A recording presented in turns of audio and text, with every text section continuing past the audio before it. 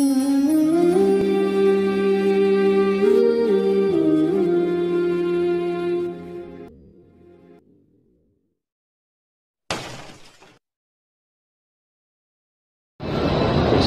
warahmatullahi wabarakatuh. Para sahabat yang dirahmati Allah Subhanahu wa taala, sekarang saya sedang berada di sekitar Bukit Sofa. Kita tidak bisa menyentuh dan mendekatinya karena terhalang pagar kaca.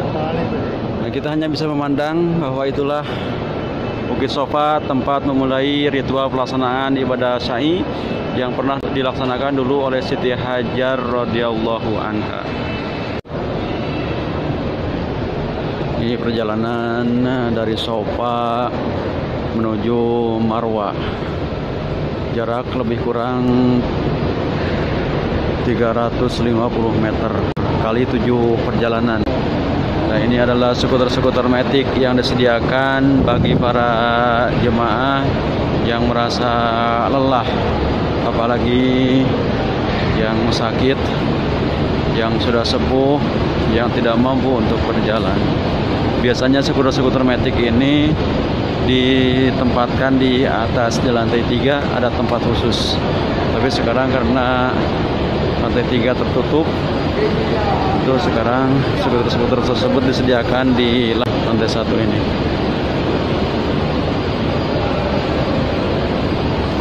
Ini adalah lampu hijau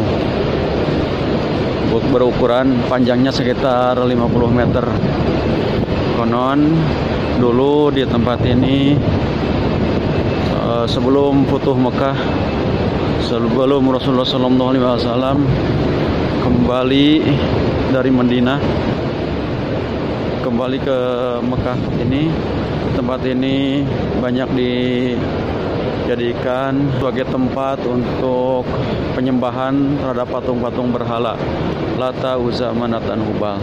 Jadi selain di atas Ka'bah, patung-patung tersebut ditempatkan di tempat di area sekitar lampu hijau tersebut. Maka apabila kita melaksanakan sa'i, disunahkan untuk berlari-lari kecil atau ramal, dan disunahkan untuk membaca istighfar. Rabbighfir warham wa'fu wa takarram wa tajawaz amma ta'lam innaka ta'lam wa la na'lam innaka antallahal azizul akram.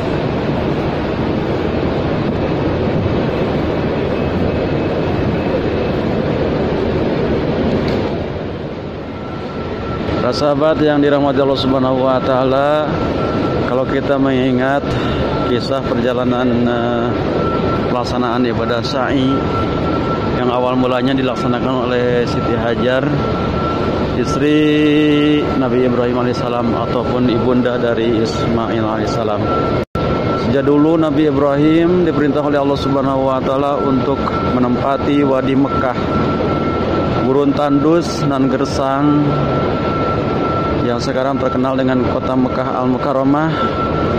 Di sana dulu terdapat bekas pondasi Ka'bah, karena Ka'bah dibangun oleh Nabi Adam alaihissalam, dan ada juga yang meriwayatkan bahwa Ka'bah dibangun oleh para malaikat sekitar 2000 tahun sebelum Nabi Adam diturunkan ke bumi. Tapi karena terjadi banjir bandang pada zaman Nabi Nuh alaihissalam, sehingga bagian atas Ka'bah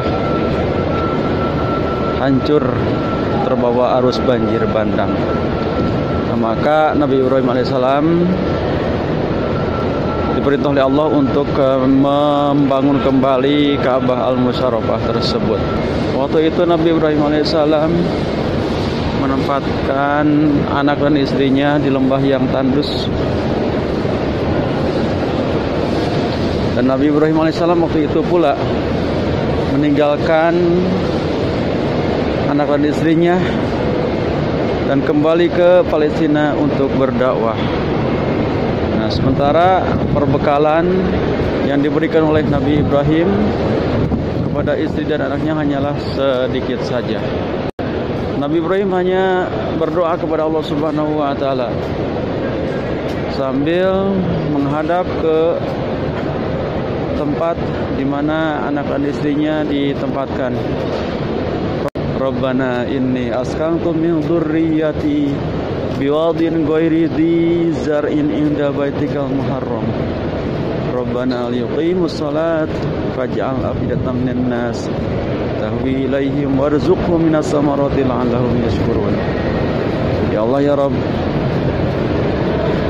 sungguhnya aku telah menempatkan sebagian dari keturunanku, yaitu anak dan istriku, di sebuah lembah yang kering dan tandus, tanpa ada pohon-pohon, tanpa ada tumbuh-tumbuhan, di dekat rumahmu yang dimuliakan, supaya bisa menunaikan ibadah salat. Maka jadikanlah di antara hati-hati sebagian dari orang agar cenderung mengasihi terhadap sebagian dari keluargaku tersebut. Mudah-mudahan mereka termasuk kepada orang yang bersyukur. Nah, itulah doa Nabi Ibrahim alaihissalam yang memberikan kesuburan terhadap kota Mekah khususnya dan Jazirah Arab pada umumnya. Kembali ke kisah Siti Hajar, bahwa Siti Hajar hanyalah diberi makan minum sedikit saja, sementara air susunya sudah kering. Maka sebagai seorang ibu berpikir keras bagaimana caranya agar bisa mendapatkan makanan demi untuk kelangsungan bayi Ismail yang sudah merengek, menahan haus dan lapar. Maka Siti Hajar naik ke atas Bukit Sofa, naik ke sana melihat ke segala arah, barangkali ada orang lewat dan akan dimintai makanan atau minuman demi untuk kelangsungan hidup bayi Ismail. Harapan tak kunjung tiba karena tiada orang yang ada di kawasan ini selain mereka berdua. Siti Hajar melihat ke sebuah tempat nun jauh di sana sekitar 300 meter. Ada semacam riak air. Hingga kemudian Siti Hajar mendatangi tempat tersebut.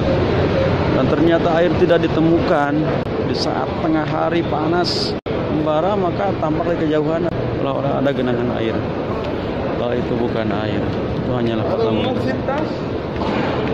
Itulah yang terkenal dengan nama Bukit Marwah. Setelah Siti Hajar tidak mendapati orang di Bukit Marwah, kemudian dia berjalan lagi menuju ke Bukit Sofa.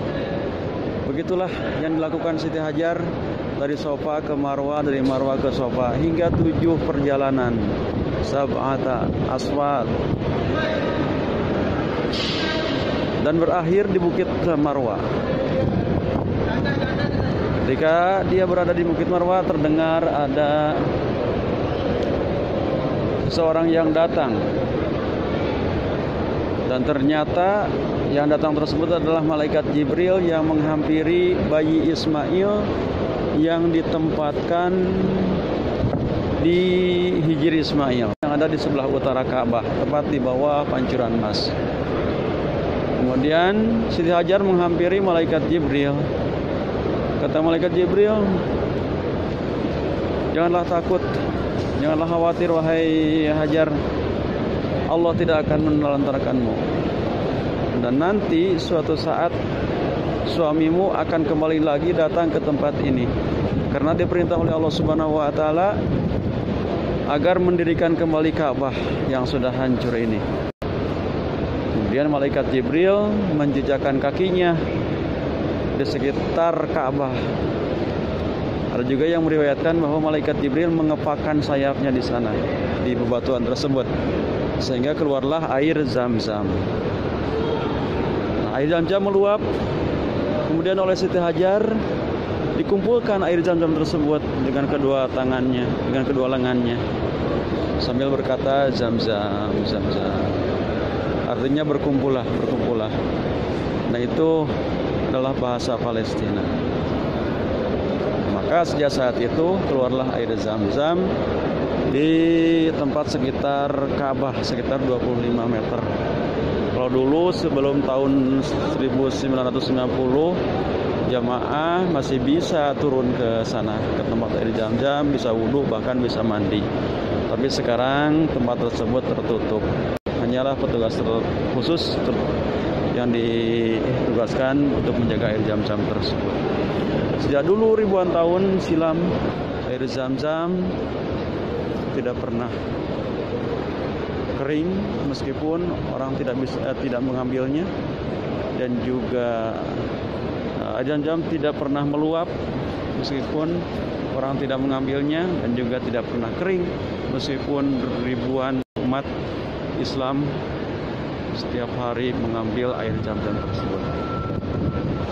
Itulah air terbaik yang ada di muka bumi, air Zam-Zam, yang disunahkan untuk meminumnya, berdoa, dan insya Allah akan menjadi penawar, menjadi obat dari segala macam penyakit dan dari segala kesusahan. Amin ya Allah ya Rabbal Alamin. Itulah awal mula perjalanan syai. Syai adalah berusaha, berupaya. Seorang ibu berupaya bagaimana cara agar bisa bertahan hidup di tempat gurun yang kering dan tandus, apalagi ada bayi yang sedang dirawatnya. Sementara Nabi Ibrahim alaihissalam sudah kembali lagi ke Palestina untuk berdakwah. Demikianlah para sahabat yang dirahmati Allah Subhanahu wa taala, kisah perjalanan sa'i yang awal mula dilaksanakan oleh Siti Hajar radhiyallahu. Mudah-mudahan ada manfaatnya. Mohon maaf atas segala kekurangannya. Sampai ketemu di video-video berikutnya. Assalamualaikum warahmatullahi wabarakatuh.